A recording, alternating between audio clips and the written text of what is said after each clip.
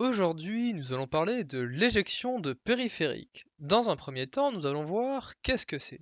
Éjecter le périphérique est une fonctionnalité présente sur beaucoup de systèmes d'exploitation qui permet de retirer un périphérique en toute sécurité. Cette fonctionnalité étant maintenant considérée comme obsolète par Microsoft et est donc désactivée par défaut sur les dernières versions de Windows 10.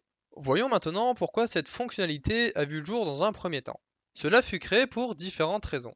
Premièrement, cette fonctionnalité fut créée pour éviter de retirer un périphérique alors qu'il est encore utilisé. Cela peut venir d'un logiciel sur votre ordinateur ou depuis votre périphérique. Mais il se peut que vous ne sachiez pas que votre périphérique soit encore en cours d'exécution. Avec cette option, vous serez notifié quand le périphérique sera libéré et pourra maintenant être retiré. Ensuite, cette option fut créée pour éviter des soucis matériels. En effet, quand la majorité de nos périphériques étaient encore mécaniques, le fait de les débrancher au mauvais moment pouvait causer différents problèmes tels que le plus connu qui était le bras mécanique du disque dur. C'est pour cette raison qu'on vous dit de ne pas déplacer un disque dur alimenté. Si le périphérique n'était pas informé qu'il devait s'arrêter, le bras ne se rangeait pas et pouvait endommager les disques de votre disque dur. Enfin, cela permet de s'assurer que votre périphérique a fini ce qu'il avait à faire. Beaucoup de périphériques de stockage possèdent du cache qui permet de faire semblant d'écrire vite, mais qui en réalité se contente de récupérer toutes les données que vous voulez lui passer d'un coup, pour les écrire ensuite sur votre périphérique. Ceci permettant à votre système d'exploitation de passer à autre chose et de gonfler les prix de vente de vos périphériques car il écrit beaucoup plus vite. Eh bien non, il n'écrit pas plus vite, il triche, et si vous le débranchez pendant qu'il finit d'écrire, alors les données sont perdues. Faisons maintenant un petit bilan.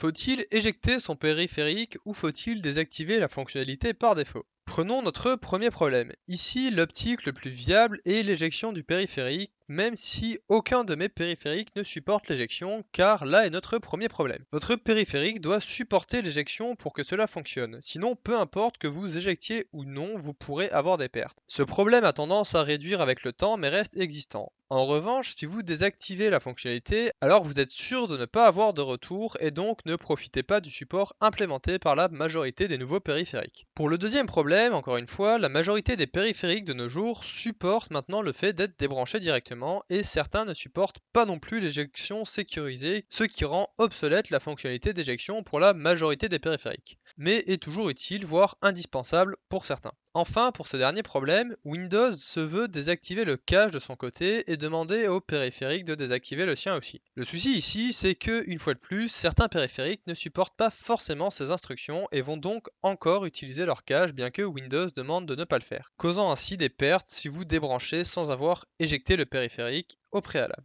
Pour conclure, désactiver cette fonction par défaut est une très mauvaise idée. Cela laisse place à beaucoup d'erreurs sur certains périphériques et les 2 clics gagnés peuvent causer beaucoup de soucis. Il vaudrait mieux qu'il soit activé par défaut avec une norme pour que les périphériques puissent dire qu'ils supportent le fait d'être débranchés directement, ce qui est déjà le cas. Et c'est justement ceci qui fait que mes périphériques ne supportent pas le fait d'être éjectés, c'est parce qu'ils informent le système d'exploitation qu'ils n'ont pas besoin d'être éjectés pour fonctionner. Sur ce, j'espère que cette vidéo vous a plu, si c'est le cas n'hésitez pas à vous abonner, et je vous dis à demain.